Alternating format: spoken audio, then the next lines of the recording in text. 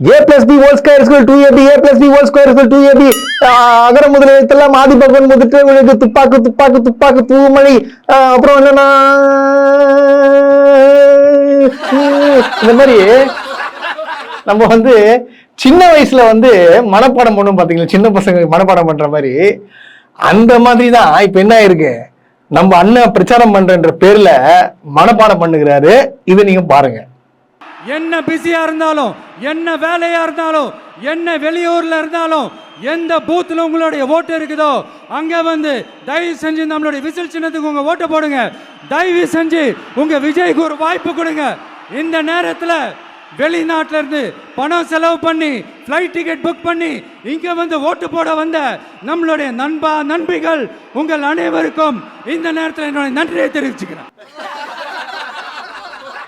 அதாவது நான் கூட நினைச்சேங்க, அதாவது பயங்கரமான பிரச்சாரம் பண்ண போறாங்க. அதாவது சோசியல் மீடியா ஃபுல்லா என்ன வருதுன்னு பாத்தீங்கன்னா, விஜய் அவர்கள் வந்து பயங்கரமான பிரச்சாரம் பண்ண போறாரு. நாளைக்கு அதாவது அடிக்க போற அடியில டோட்டலே க்ளோஸ் ஆக போது, மொத்த ஓட்டம் விஜய்க்கு வர போகுதுன்ற ஒரு பயங்கர சோசியல் மீடியால பரவுது. வேற மாதிரி வந்து பரவிட்டு இருக்காது.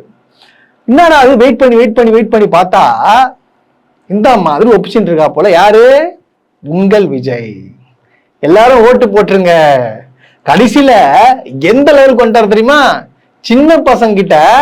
சின்ன பசங்களை தூண்டி விட்டு ஒரு வேலை ஒண்ணு பண்ண வைப்பாங்க தெரியுமா? இப்ப நம்ம ஸ்கூல்ல எல்லாம் பாத்தீங்கன்னா, ஸ்கூல்ல முடிச்ச உடனே பாத்தீங்கன்னா சம்மர் நடக்கும். அப்ப பாத்தீங்கன்னா அங்க ஒருத்தன் நம்ம இருப்பான், கூடவே ஒரு சார் ஒருத்தர் இருப்பார். அவர் வந்து என்ன பண்ணுவாருன்னா, தம்பி எப்படியாச்சும் என்ன பண்ணு, உங்க அம்மா கிட்ட அடம் பிடிச்சி சிஎஸ்சி சேர்ந்துருப்பா, நான் தான் அதுல மாஸ்டரா இருக்க போறேன், வந்து சென்டென்ஸ் நம்ம எல்லாம் நல்லா உங்க கத்துறேன், நல்லா உங்க பிரைட் ஃபியூச்சர் இருக்குது, இந்த மாதிரி கேன்வாசிங் பண்ணுவாங்களே, அந்த மாதிரி என்ன பண்றாரு, கேன்வாசிங் பண்றாரு. என்னன்னு பார்த்தா, சின்ன பசங்களுக்கு வச்சு, சின்ன பசங்களா வந்து குட்டீஸ்களா, மாமா உங்களுக்கு பிடிக்கல, அது என்ன பண்ணுங்க, வீட்டுல போயிட்டு எப்படி நீங்க கிண்டர் ஜாய்க்கு ஆசைப்படுவீங்களோ அந்த மாதிரி நீங்க என்ன பண்ணுங்க, எனக்காக வந்து நீங்க ஓட்டு கேட்பீங்களா, நீங்க உங்க ஓட்டு கேட்பீங்களா, சித்தப்பா சித்தி மாமா பெரியப்பா அப்பா அம்மா கிட்ட கேட்பீங்களா, நான் அவங்களாம் ஓட்டு வாங்கி நான் சிஎம் ஆயிடுவேனா, சரிங்களா அப்படின்னு சொல்லிட்டு பிச்சை எடுக்கிறாப்புல, குழந்தைங்களை ஏமாத்துறாப்புல. இந்த குழந்தைங்களை ஏமாத்தி பிடுங்கி சாப்பிடுறாங்க பாரு, அந்த வேலைய நேத்து தீவிர, அதாவது பிரச்சாரம், கடைசி நேர பிரச்சாரத்துல பண்ணிருக்காரு உங்கள் விஜய்.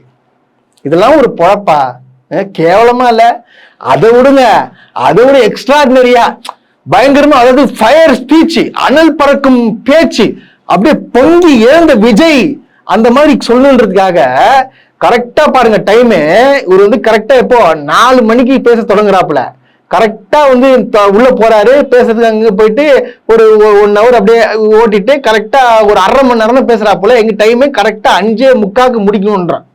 ஏன்னா 5:45 மேல போயிடுச்சுன்னு வச்சுங்களேன் 6 மணி ஆயிடும். அப்ப நம்ம டைம் செட் ஆகுது. அதனால அந்த டைமுக்குள்ள கேப் திட்டமிட்டு என்ன பண்றாரு, அந்த டைம் கேப்ல பயங்கரமான உச்சக்கட்ட கோபத்துல எல்லாரும் திட்டா போலியா, யார எடப்பாடியை திட்டா போலியா, அப்புறம் முதல்ல பாஜக திட்டா போலியா, திமுக திட்டா போலியா. ஏன்னா இப்ப டைம் முடிஞ்சிச்சுல, இப்ப நம்ம என்ன பண்ணலாம், இவங்க நம்ம திட்ட முடியாது, அதுக்காக அளந்து விட்டாப்புல.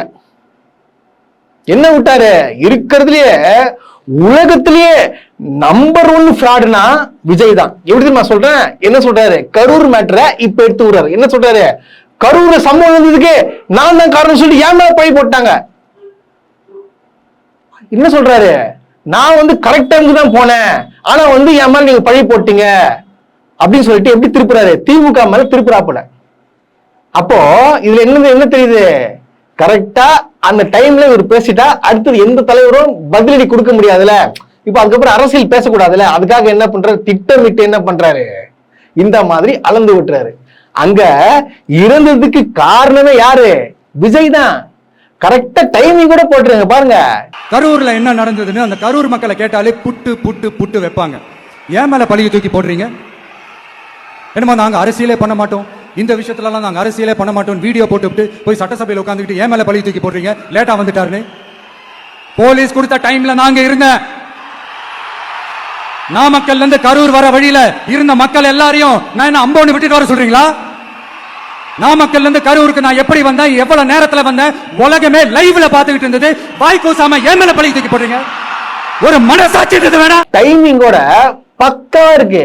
எத்தனை மணிக்கு வந்தாரு, எப்ப 12 மணிக்கு புஷியானந்த் என்ன சொன்னாப்புல, இந்த மாதிரி வந்து கரெக்டா வந்து விஜய் வந்து 2 மணிக்கு வந்துருவாரு அப்படின்னு சொல்லிட்டு கதையை இழந்து விடுறாப்புல. அங்க விட்டு கதை தானே அது சொன்னதுனால என்ன பண்றாங்க, மக்கள் வந்து முண்டி அடிச்சு கொண்டு என்ன பண்றாங்க, டைமுக்கு 2 மணிக்கெல்லாம் வந்துடுறாங்க. 2 மணி நேரம் கிட்டத்தட்ட 6 மணி நேரமா வந்து 6 மணி நேரமா கரூர்ல நின்றுட்டு தண்ணி கூட குடிக்காம கூட்டம் அலைமோதி நின்று அங்க இறந்து போறாங்க 41 பேரு. அது காரணம் யாரு? விஜய். கொலைகார பாவி விஜய். ஓடுன எதுக்கு ஓடுன? தைரியமா அதை நின்று பேஸ் பண்ணிருந்தல, அதை நின்று எப்படி பேஸ் பண்ணணும், தைரியமா பேஸ் பண்ணிருக்கணும். பேஸ் பண்ணாம அங்க போயிட்டு 2 நாள் வீட்டுல போய் ஒழிச்சுக்கின்னு அதுக்கப்புறம் ஒரு வீடியோ போடுற, ஸ்டாலின் சார் எனக்குன்னா ஒண்ணுன்னா என்ன வந்து என்ன பண்ணுங்க, என் தொண்டர்களை ஒண்ணும் பண்ணாதீங்க அப்படின்னு சொல்லி டைலாக் மயிர் வர விட்டுட்டு இப்ப வந்து வீரவசனம், லாஸ்ட் நாள்ல வீரவசனம். இப்ப என்ன தெரியுமா பண்றானுங்க இவனுங்க ஏன் தெரியுமா கேவலமான கட்சி, கொடூரமான கட்சின்னு சொல்றேன். இவனுங்க எப்பாற்பட்ட கேரக்டர்னா செத்த குடும்பத்தையேங்க, இங்க பாருங்க, செத்த குடும்பத்தையே இவங்களுக்காக பிஆர் வேலை பார்க்க வச்சானுங்க இந்த அயோக்கிய பயலுங்க. ஆமா பாருங்க, பணம் அதாவது பார்த்தோன்னா அவங்க பேசி மயக்கி என்னென்ன தெரியும், ஒரு அம்மா என்ன சொல்லுது, என் பொண்ணுங்க பாவம் குழந்தை செத்து போச்சு பரவாயில்ல, ஆனா விஜய் நான் கிட்ட இருந்து பாத்துட்டேன். இன்னொருத்தங்க என் 2 பொண்ணு இறந்து போச்சு, ஒன்னும் பிரச்சனை இல்லை, விஜய் வந்தா நல்லா இருக்கும். இன்னொருத்தன் என் புள்ள போட்டோம் வீடியோ பாருங்க.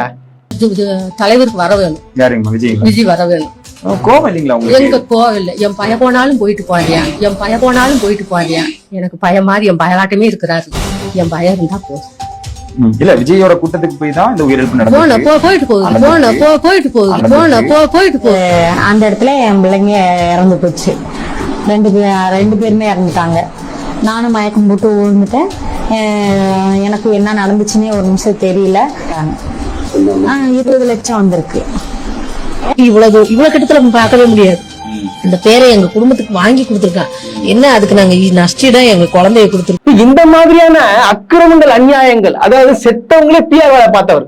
இப்போ பாருங்க, இப்போ பெரம்பூர்ல போய் ஆட்களை பார்த்தாரு. ஏன் இப்ப வரைக்கும் இவ்வளவு தூரம் வாய்க்கையே பேசுறாருல, இத்தனை நாளா நீ வீட்டுல தானே சும்மா இந்த பிரச்சாரத்துக்கும் சரியா போன இல்ல, ஒழுங்கா போயிட்டு கரூர்ல 41 குடும்பத்தை போய் சந்திச்சு பேசுறது தானே, வீட்டுக்கு போறது தானே, ஏன் போல? இதெல்லாம் இந்த தற்கூரி பசங்களுக்கு தெரியாது. இவர் வந்து வீரவசனம் பேசுற பண்றது ஃபுல்லா அயோக்கியத்தனம், ஃப்ராடு. அயோக்கியத்தனத்தின் முழு உருவமே விஜய் தான். இவெல்லாம் ஒரு ஆளு டாஷ்னு நிறைய பெண்கள் அது பாருங்க பைத்தியக்காரத்தனமா விஜய் வந்து முட்டி போட்டு நடந்து போயிட்டாராம். அதுக்கு வந்து ஒரு பொண்ணு சொல்லுதுங்க, என்ன சொல்லுதுன்னா, அம்மா அண்ணா என்னன்னா இப்படி நடந்து போறீங்கன்னா நடக்காதீங்கன்னா நாங்க செய்யறேன் உங்களுக்காக. ரீசெண்டா விஜய் அண்ணாது ஒரு வீடியோ பார்த்தேன். சர்ச்சுக்கு போயிட்டு அவர் முட்டி கால் போட்டுன்னு அவரு வேண்டுறாரு. சத்தியமா சொல்றேன், பெங்களூர்ல இருக்கிற எங்களுக்கே அந்த ஒரு வீடியோ பார்த்து எனக்கு ஐயோன்னு ஆயிடுச்சு. தமிழ்நாட்டு மக்களுக்காகவே அவர் இவ்வளோ ஒரு கஷ்டப்படுறாரு. அவர்கிட்ட இருக்கிற பணம் பலத்துக்கு அவர் எப்படி வேணா இருக்கலாம், ஆனா உங்களுக்காக எல்லாத்தையும் தூக்கி போட்டு உங்களுக்கு நல்லது பண்ணணும்னு சொல்லிட்டு விஜய் அண்ணா வந்திருக்காரு. எங்களால பார்க்கவே முடியல. விஜய் அண்ணா, நீங்க யாருக்காக இவ்வளவு கஷ்டப்படணும், நீங்க மக்களுக்காக இவ்வளவு கஷ்டப்படுறீங்க, ஆனா அதே மக்கள் உங்களை வந்து பொறம்போக்கு நாய, அவன் ஒரு பொறுக்கி நாயி, பொறம்போக்கு செத்து 52 பேர் சாவடிச்சவன், ஒண்ணுக்கும் போதினாதவன், நீ வந்து காசு கொடுத்து பணம் பார்த்தவன், அவன் நடந்து போன நீ அழுவுறியா? எங்க இருந்து வரீங்க நீங்களா? எங்க இருந்து வந்து தொலைறீங்க? ஏதோ வீடியோ போடுறீங்க, வீடியோ பார்த்துட்டு அப்படியே பாசமாயிட்டு தங்கச்சி வாமா அப்படியே கட்டு முடிச்சு உங்களுக்கு என்னமா தேவை, அண்ணன் உங்களுக்கு என்னமா செய்யறேன்னு சொல்றேன்னு நினைச்சுட்டு இருக்கீங்களா? உங்க நாயா கூட மதிக்க மாட்டான். அதை ஞாபகம் வச்சுக்க. எதுக்காக?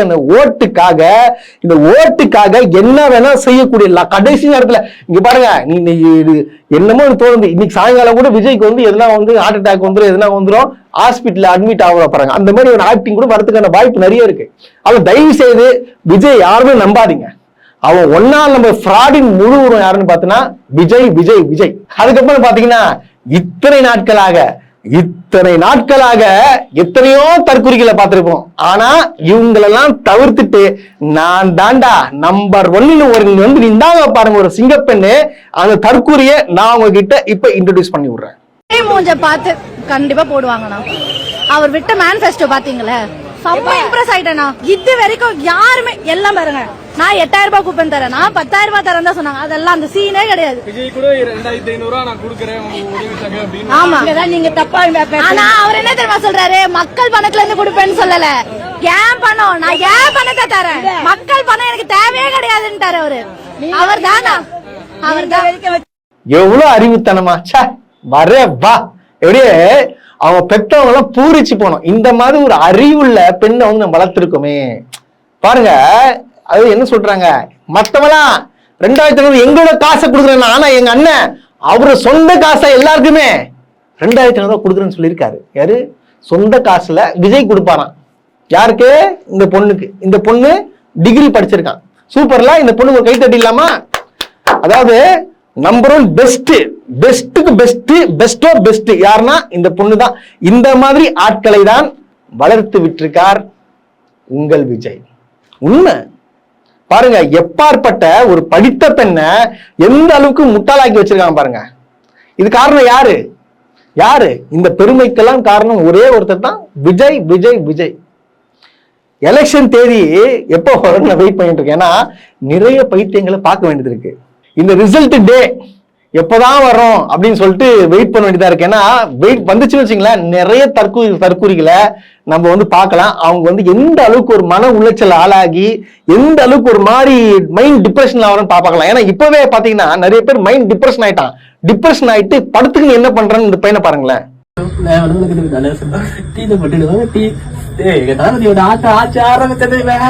மக்களை கட்ட போறாங்க, ஆட்சி மக்களை கட்ட போறா.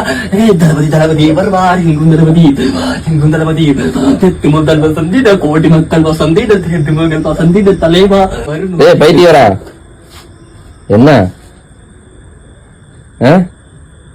கிருகனடா நீ பாருங்க. அந்த ஒரு மாதிரி ஆயிட்டு நல்ல ஒரு மாதிரி பைத்தியம் ஆயிட்டு அப்படியே அந்த விஜய் அந்த பாட்டு பாடிக்கின்னு தளபதி ஜெயிப்பார் ஜெயிப்பார். பாருங்க அந்த ஆக்டிங்க பாருங்க, எந்த அளவுக்கு இளைஞர்கள் வந்து மாறிடுறாங்க பாருங்க. எந்த அளவுக்கு ஒரு பைத்தியகாரத்தனமா முட்டாள்தனமா மாறிடுறாங்கன்னா என்னத்த சொல்றது இவங்கெல்லாம். Vijay sir super. தமிழ்நாட்டு இளைஞர்களை பெருமையா பேசினாங்க. எப்போ 2 வருஷத்துக்கு முன்னாடி பெருமை பா, என்னயா இவங்க படிச்சவங்கயா, எல்லாம் எஜுகேட்டட்யா, நாலேஜ் பீப்பிள் அப்படின்னு சொல்லிட்டு பேசினவங்கள ஊரே சிரிக்குது, காரி துப்புது. ஏன்னா பைத்தியக்கார பசங்களா எங்க வணக்கங்கள் நம்மள கேவலமா பேசுறானுங்க. அது காரணம் யாரு? அது முழு சொந்தக்காரர் யாரு? நீங்க தான் விஜய் தான், ஜோசப் விஜய் தான். சூப்பரா உருவாக்கிக்கிறீங்க. நீங்க சிஎம் ஆயிட்டு எங்க எல்லாரையும் நீங்க பைத்தியமாக்கிடுங்க. உண்மை, எல்லாரையும் டோட்டலா அழிச்சிட்டு நீங்க போயிட்டு பனையூர்ல போய் பத்துவோங்க. என்னடா இது கடைசி நாள் எதுவுமே நடக்கலையே அப்படின்னு சொல்லிட்டு பார்த்துட்டு இருந்தேன். அதே போல நினைச்ச மாதிரி கரெக்டா 5:30 மணிக்குங்க, கரெக்டா 5:30 மணிக்கு ஆலந்தூர்ல ஒரு சம்பவம் நடந்திருக்கு. எல்லாரும் செய்திகள் எல்லாம் வீடியோஸ் எல்லாம் நீங்க பார்த்திருப்பீங்க. என்ன போட்டிருக்குன்னா பாத்தீங்கன்னா, திமுகவினர் அராஜகம் செய்து விட்டனர். திமுகவினர் குண்டர்கள் இறங்கி வந்து தாக்குதல் நடத்தி டிவிக்கு வந்து அடிச்சு உடைக்கிறாங்க. இது என்னங்க அராஜகம் நடக்குது? இந்த மாதிரியான வீடியோக்கள்லாம் நீங்க நிறைய பார்த்திருப்பீங்க ஆலந்தூர்ல. எனக்கு நல்லா தெரியும் நேத்து என்ன நடந்துச்சுன்றத நான் உங்களுக்கு டீட்டெயிலா சொல்றேன். என்னன்னு பாத்தீங்கன்னா, அதாவது பாத்தீங்கன்னா 5:30 மணிக்கு, அதாவது பாத்தீங்கன்னா 3 to 5:30 வந்து பர்மிஷன் வாங்கியிருக்காங்க. யாரு? திமுகவினர் வாங்கிட்டு என்ன பண்றாங்கன்னா, அவங்க வந்து பிரச்சாரம் பண்ணிட்டு அது மார்க்கெட்டுக்குள்ள வராங்க.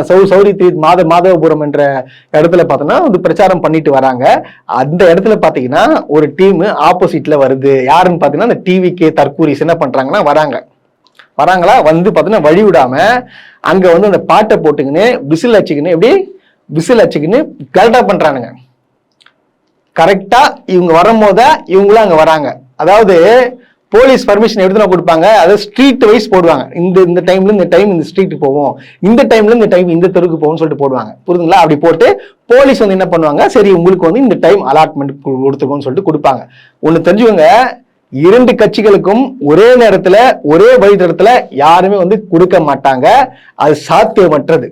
இவங்க மட்டும்தான் ஏன் அப்படி வந்தாங்க அப்படின்னு சொல்லிட்டு இப்ப நீங்க கேள்வி எழும்பலாம். ஆமா வந்திருக்காங்க. எப்படின்னு பாத்தீங்கன்னா, இவனுங்க பர்மிஷனே வாங்கல. 3 மணிக்கு மேல இவங்களுக்கு பர்மிஷனே அந்த இடத்துல கிடையவே கிடையாது. போலீஸால வந்து போலீஸ் கொடுக்கவே இல்லை. ஆனாலும் பர்மிஷன் வாங்காம திட்டமிட்டு திமுக எங்க வருதோ அங்க நாமும் போனோம்னு சொல்லிட்டு வேணும்னே போயிட்டு அங்க ஒரு பிரச்சனையை ஒண்ணு கிளப்பி, ஏன்னா இவங்க ஆலந்தூர் தொகுதியில வந்து இவன் தோத்துறன்னு சொல்லிட்டு தெளிவா தெரிஞ்சு போச்சு.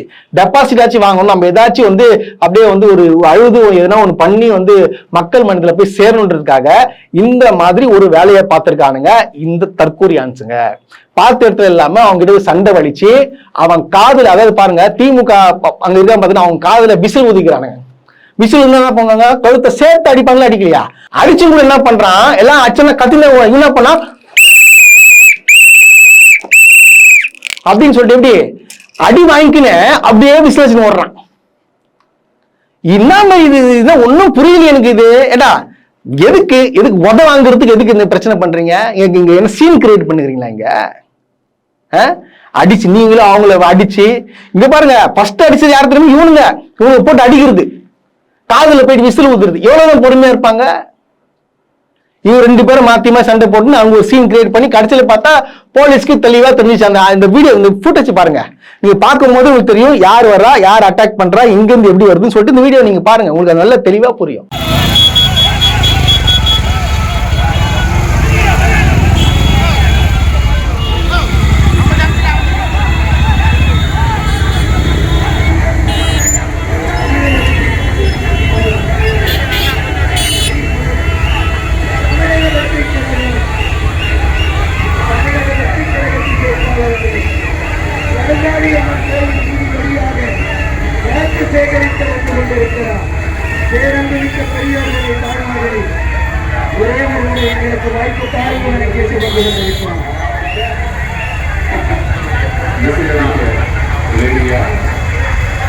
இதுதான் உண்மை. போலீஸ்க்கு பக்காவா தெரிஞ்சிச்சு எவன் வேலையை பார்த்தா எப்படி எந்த டைம்ல நீங்க எப்படி எதுக்காக நீங்க அங்க போனீங்கன்னு சொல்லிட்டு கேட்டு நைஸா வந்து இவங்க ஓரம் ஒதுக்கிட்டானுங்க. ஏடா ஊரெல்லாம் உதப்படுறதுக்காக வரீங்க நீங்க, ஊரெல்லாம் அதாவது இன்னொரு விஷயம் பாத்தீங்கன்னா இவனுக்கு வந்து பர்மிஷனே வாங்க மாட்டானுங்க.